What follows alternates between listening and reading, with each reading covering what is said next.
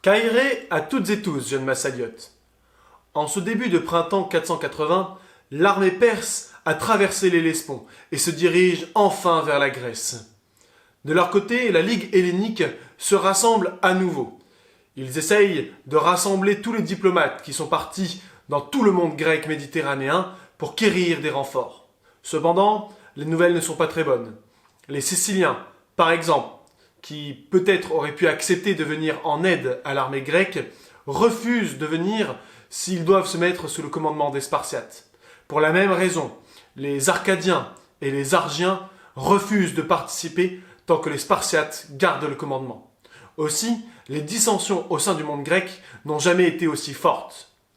Thémistocle ainsi que plusieurs stratèges vont pousser la Ligue hellénique à envoyer un détachement de 10 000 hoplites dans le nord de la Grèce. Pour eux, il est primordial d'arrêter l'armée perse le plus tôt possible pour éviter que des cités grecques, septentrionales ou du centre, ne passent dans le camp ennemi. Les Péloponnésiens, eux, de leur côté, préfèrent fortifier l'isthme de Corinthe. Cependant, ils ne peuvent décemment abandonner leurs alliés du nord. Aussi, au début du printemps, on envoie 10 000 hoplites pour garder la passe de Tempé. Tempé, c'est un col non loin du mont Olympe, au nord de la Thessalie. Cette position est une position favorable. Elle est très bien fortifiée, le col est très étroit et on peut arrêter une armée adverse. Cependant, elle a aussi de nombreux désavantages. Notamment, il existe d'autres passages, plus à l'ouest, qui permettent de contourner cette position. Le roi de Macédoine, Alexandre, qui est réputé pour son philhellénisme et qui n'est soumis au roi perse que sous la contrainte, va envoyer un messager en secret et va jouer d'ailleurs pendant toute la guerre un double jeu en faveur des Grecs et de l'autre côté pour ménager la fureur du roi Xerxès. Ce messager annonce aux Grecs que leur position est intenable. Tout d'abord, comme je vous l'ai dit, il existe d'autres cols qu'il faudrait aussi fortifier s'ils voulaient réellement tenir cette ligne au niveau de Tempé. Deuxièmement, il leur annonce que la Thessalie a depuis longtemps basculé dans le camp des Perses. Et même si quelques cités de Thessalie ont poussé les Grecs à venir aider ces derniers et à fortifier le col de Tempé, il est quasiment certain, selon le roi de Macédoine, que les Thessaliens adverses, eux, les prendraient à revers, voire même que les Thessaliens qui les avaient appelés les trahiraient. Aussi, les Grecs décident de se replier sous les conseils judicieux, mais non désintéressés, du roi de Macédoine. Car, en effet, si le roi de Macédoine donne un conseil tactique et stratégique réel aux Grecs, de l'autre côté, il ne souhaite pas que les combats se passent dans cette zone. Tout simplement parce qu'au nord du col de Tempé, ce sont ces terres. Si bataille il y a dans cet endroit, cela prendra peut-être plusieurs semaines pour le grand roi Xerxès pour passer cette fortification. Ce qui veut dire qu'avec sa grande armée, il stationnerait en Macédoine et dévorerait toutes les denrées alimentaires du royaume. Et cela, le roi de Macédoine ne peut pas le permettre. Et le roi de Macédoine a bien raison de se faire du souci au sujet de la logistique de l'armée du grand roi. En effet, imaginez 250 000 combattants, des milliers d'hommes dans l'approvisionnement et dans la logistique, des milliers de bêtes de somme, de chevaux de guerre, de chameaux à nourrir et à abreuver. Hérodote nous raconte que lorsqu'il traverse un fleuve, l'arrière-garde n'a même pas le temps d'arriver, que ce dernier est déjà à sec. Telle une armée de criquets, l'armée du grand roi Xerxès mange et boit tous les territoires qu'elle traverse. Cela crée d'énormes tensions, notamment auprès des alliés de Xerxès et de ses vassaux, les petites cités grecques, les royaumes thraces, le royaume de Macédoine. Tous ces territoires n'ont pas la capacité de nourrir cette armée pendant plus de quelques jours. Aussi, le roi de Macédoine le sait. Si cette armée stationne en Macédoine, ce sera la ruine du royaume. Heureusement pour lui, son messager a réussi à convaincre les Grecs de se replier. Lorsque Xerxès arrive au niveau du col de Tempé, il constate que ce dernier n'est pas gardé, mais il se méfie. Il décide, tout comme le départ de son avancée, de diviser son armée en 3, pour des raisons d'abord d'approvisionnement, mais aussi pour pouvoir passer par d'autres passages, par d'autres cols et entrer enfin en Thessalie. Lorsqu'il y parvient, on est alors en juin, eh bien la Thessalie lui ouvre entièrement ses portes et il la traverse sans aucun problème. Et durant cette traversée, il apprend des nouvelles qui vont le réjouir. À la Ligue hellénique, les Grecs s'entre-déchiraient. L'échec de la fortification du col de Tempé, du fait de la neutralité aléatoire des Thessaliens, avait prouvé que fortifier une zone autre que l'isthme de Corinthe était une aberration stratégique. Cependant, de l'autre côté, les Athéniens et une partie des Béotiens voulaient absolument livrer bataille dans leur région pour éviter que leur cité ne soit détruite. Beaucoup d'ailleurs de citoyens athéniens pensaient qu'il était possible de faire un nouveau marathon. Thémistocle sentait le danger. Premièrement, pour lui, une victoire devrait s'accompagner d'un triomphe sur mer. Impossible, cette fois-ci, de seulement triompher sur terre. Aussi, il ne voulait pas que ses propres citoyens quittent les navires de la flotte qu'il avait constituée pour aller se battre sur la terre ferme. De plus, il considérait qu'il fallait absolument convaincre les Spartiates et les Péloponnésiens de sortir de l'isthme de Corinthe pour venir affronter le grand roi sur terre. Cette double stratégie, il réussit à l'appuyer grâce à un oracle. Cet oracle, il venait ni plus ni moins de Delphes, et je vais vous le lire dans son intégralité. « Non, Pallas ne peut entièrement gagner le cœur de Zeus olympien. Bien qu'elle le prie de multiples prières et malgré toute sa subtilité, mais je vais te dire cette autre parole, aussi sûre qu'inflexible. Bien que toute autre chose doive être prise dans les frontières de Crécops, c'est l'Attique, et au cœur des saintes montagnes du Cithéron, Zeus, qui voit tout, accorde pourtant à la prière d'Athéna que le rempart de bois sera le seul à ne pas tomber, mais te protégera toi et tes enfants. Mais n'attends pas l'armée des cavaliers et des fantassins qui viennent d'Asie. Ne sois pas en repos, mais tourne le dos et retire-toi devant l'ennemi. En vérité, un jour viendra où tu le rencontreras face à face.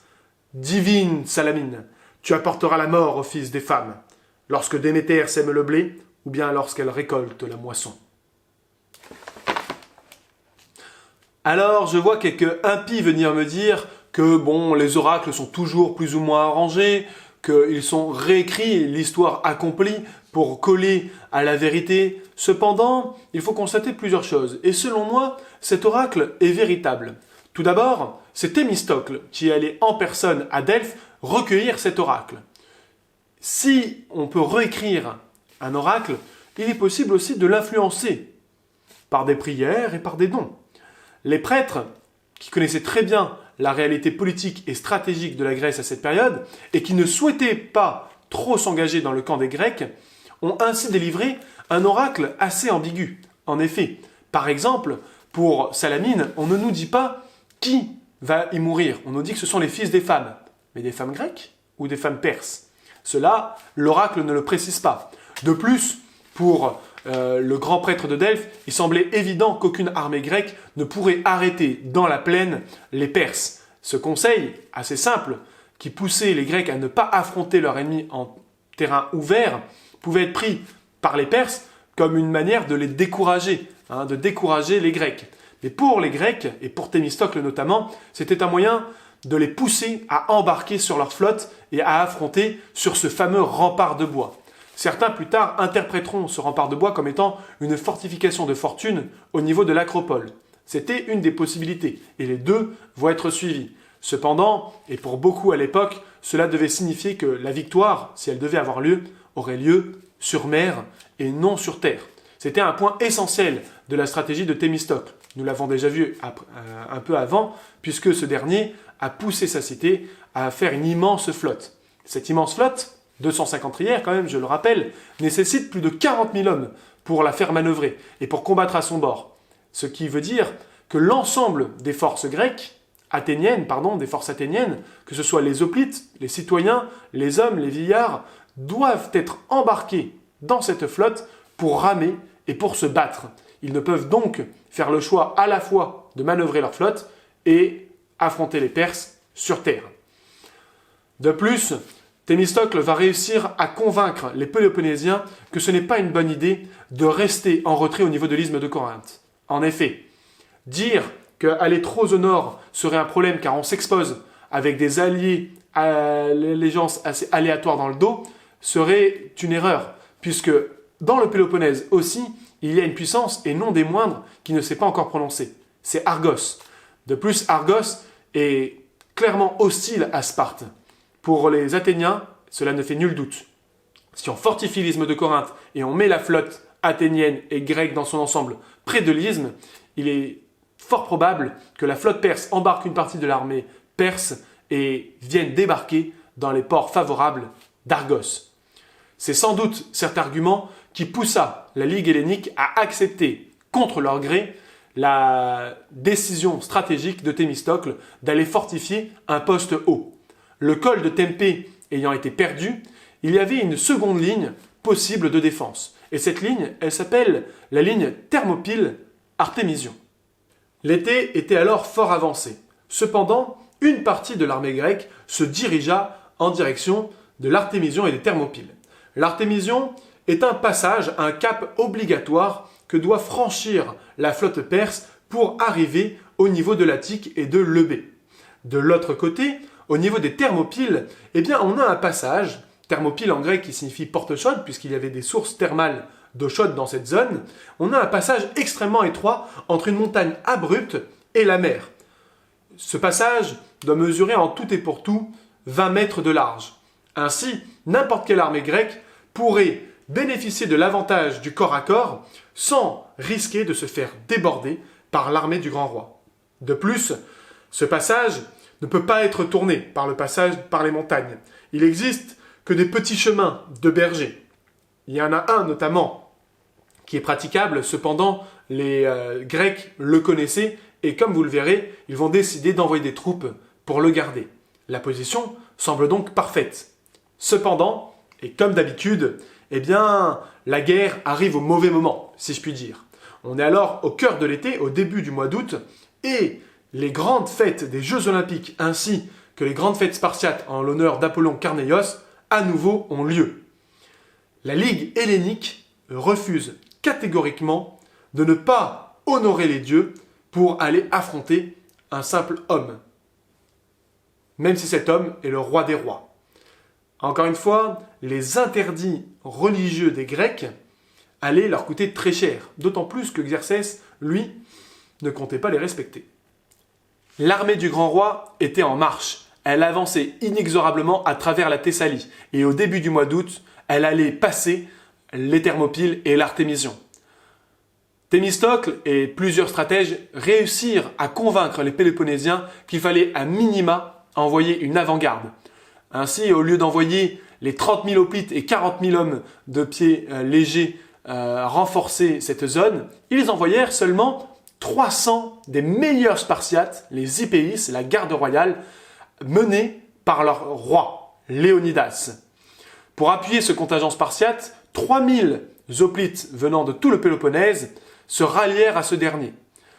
Les Athéniens, les Mégaréens, les Platéens, bref, tous les combattants de la région de l'Attique et les Éginettes ne pouvaient envoyer d'hoplites en renfort. Ces derniers devaient, avec la flotte, tenir à la fois Salamine, où on avait évacué la population athénienne, car c'était une évidence que si les Thermopyles tombaient, Athènes serait prise. Donc, plutôt que d'évacuer la population dans l'urgence, on préféra anticiper et évacuer la population sur la proche île de Salamine. Eh bien, on devait laisser une partie de la flotte garder Salamine et une autre tenir le cap de l'Artémision. C'est donc 270 navires qui vinrent garder cette position.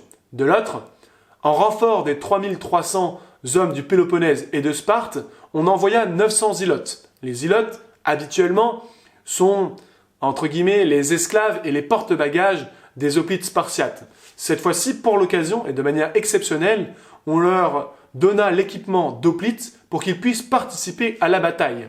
Sur le chemin, Léonidas réussit à convaincre une partie des Thébains, parmi évidemment les plus opposés au fait de ne pas résister aux Perses, il réussit à convaincre 400 Thébains de le rejoindre. De plus, en Béotie, la petite cité de Thespie envoya 700 hoplites. Enfin, on eut un détachement de 1000 Phocidiens qui vint garder la fameuse passe qui contournait les Thermopyles. Ce n'est donc pas seulement 300 Spartiates qui s'élevèrent face à la gigantesque armée perse. Ce sont bien un peu plus de 6000 hoplites qui gardaient et le passage de contournement et les Thermopyles. Cependant, il ne fait nul doute que si la Ligue hellénique avait envoyé l'ensemble de ses forces garder ce passage, l'histoire aurait été tout autre. Léonidas, malin, décide de faire une razzia un peu au nord de sa position. Grâce à cela, il prive de denrées alimentaires l'armée adverse qui est en train d'arriver et surtout, il préserve ces villages de la fureur de Xerxès. En effet, si ces petits villages ont été attaqués par les Grecs, cela signifie que ce sont des alliés des Perses. Ainsi, Léonidas arrive à se rallier partiellement, à son opinion, les populations locales, dont l'aide s'avérerait être précieuse en cas de victoire contre les Perses.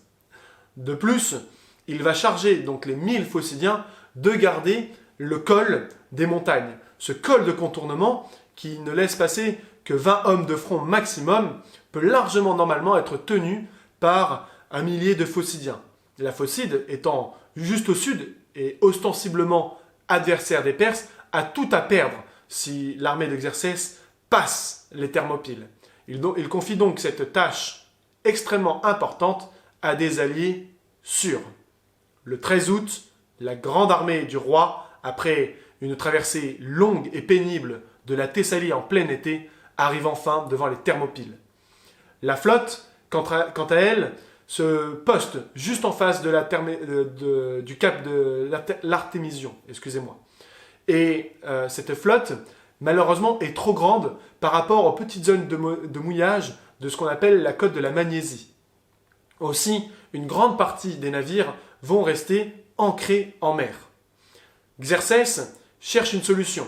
Soit il doit forcer le passage des Thermopyles, soit il doit le contourner. Aussi, pense-t-il, l'avantage peut venir de la mer. En effet, sa flotte est encore 3 fois plus nombreuse que celle des Grecs. Elle comporte plus de 650 navires de guerre, puisque l'autre partie de la flotte a été sacrifiée pour faire le pont, mais ces navires sont parmi les meilleurs de toute la Méditerranée, bien meilleurs en tout cas que ceux des Grecs. Ils sont plus rapides et surtout ils possèdent des marins, en partie phéniciens, bien plus compétents et bien plus adroits dans les manœuvres. Pour lui, une victoire sur mer ne fait aucun doute et il préfère tenter la bataille sur les flots pour ensuite contourner la position des Thermopyles. Cependant, les dieux, notamment les dieux du vent, vont être favorables aux Grecs. Ou peut-être que les Grecs avaient anticipé les tempêtes qui, autour du 15 août, s'agitent dans la région. Le 13 août, à peine la flotte est-elle arrivée, que les vents commencent à se lever. Les Grecs, qui connaissent que trop bien leur région, vont tout de suite se mettre à l'abri. Mais les Perses n'en auront pas le temps. Du moins, de toute manière, n'ont pas assez de mouillage pour mettre leur flotte à l'abri. Les vents se lèvent et vont souffler pendant plus de 2 jours. Cette tempête va couler un tiers de la flotte des Perses. Les dieux venaient en aide aux Grecs. Malgré cette tempête qui avait coulé 200 navires de sa flotte, Xerxès donna l'ordre à ses amiraux de séparer cette dernière en deux pour prendre à revers la position de l'Artémision. Ainsi, il envoya une partie de ses navires contourner le Bé pour remonter dans le petit détroit qui sépare le Bé du continent et prendre à revers les Grecs.